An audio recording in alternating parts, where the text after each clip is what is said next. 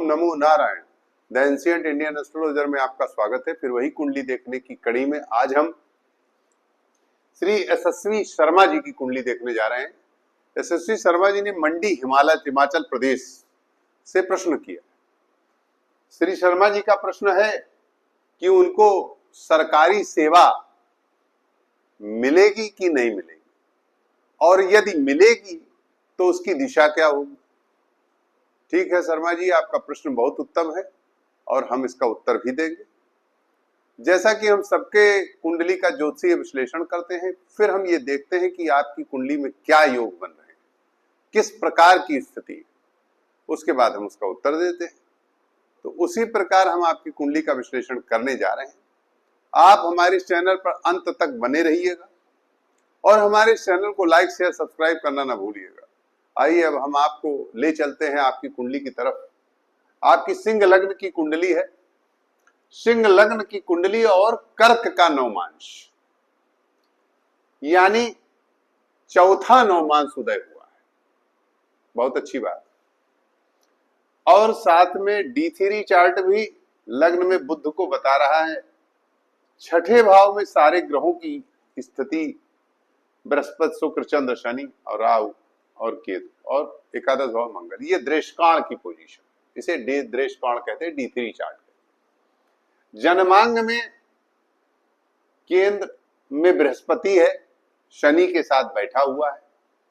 मंगल तृतीय भाव में है, द्वितीय भाव में चंद्रमा है अर्थात कन्या राशि है आपकी। पंचम भाव में सूर्य, बुध और केतु है, एकादश राहु है। छठे भाव में शुक्र है मकर का। अब नवमांश में अगर देखें तो दशमेश शुक्र नवमांश में बुध के घर में गया हुआ है और बुध स्वयं दशम भाव में राहु के साथ स्थित है।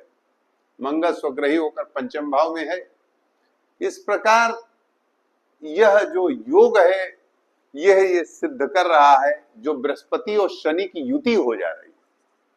हमने अपने पिछले वीडियो में इस बात को कहा है कि शनि सेवा का प्रतीक है।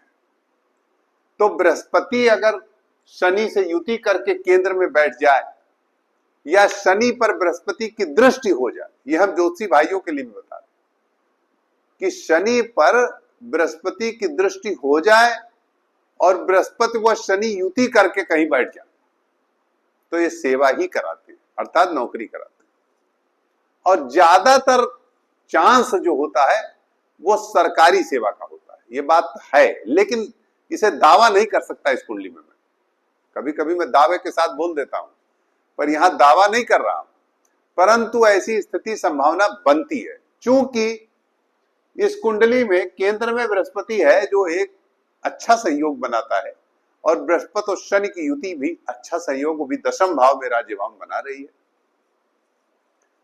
अब दशमेश चूंकि बुध के घर में गया तो इस कुंडली में पूर्ण सरकारी सेवा का योग नहीं आ रहा, अर्थात हमने लिखा है फिनांस क्षेत्र में, अर्थात वित्त के क्षेत्र में बुध के होने से ये बैंक में, अर्ध सरकारी क्षेत्र में, किसी अर्ध सरकारी संस्थान में या बैंक में आपकी नौकरी लगेगी। और इसके साथ साथ जैसा आपने फील्ड पूछा था वो फील्ड भी मैं बता रहा हूं। हो सकता है कुछ और हो जाए, यानी वित्त के ही क्षेत्र से रिलेटेड हो, ऐसा होगा। अगर मान लीजिए कोई संस्था है, कोई विद्यालय भी हो सकता है, वहां आप अकाउंट्स की पोजीशन को देखते हो, ऐसा हो सकता है। बैंक में हो सकता है। इस तरह से आपकी सेवा होगी, ये मैं कह सकता हूं।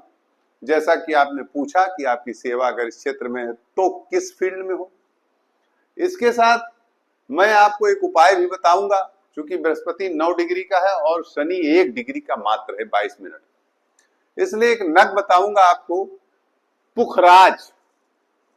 पुखराज इंडेक्स फिंगर में, ये इस तरह से दाहिने हाथ के तर्जनी उंगली में आपको पुखराज पहनना है, स्वर्ण में, बृहस्पतिवार को 8:15 रत्ती का।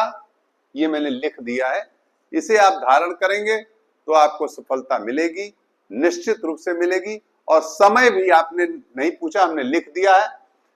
2 मार्च 27 के बाद, इससे पहले नहीं, 2 मार्च 27 से लेकर के जब बृहस्पति में शनि की दशा चलेगी तो यह दशा लगभग 2028 के बीतते बीतते तक 29 तक, ये 2029 से आगे तक चलेगी।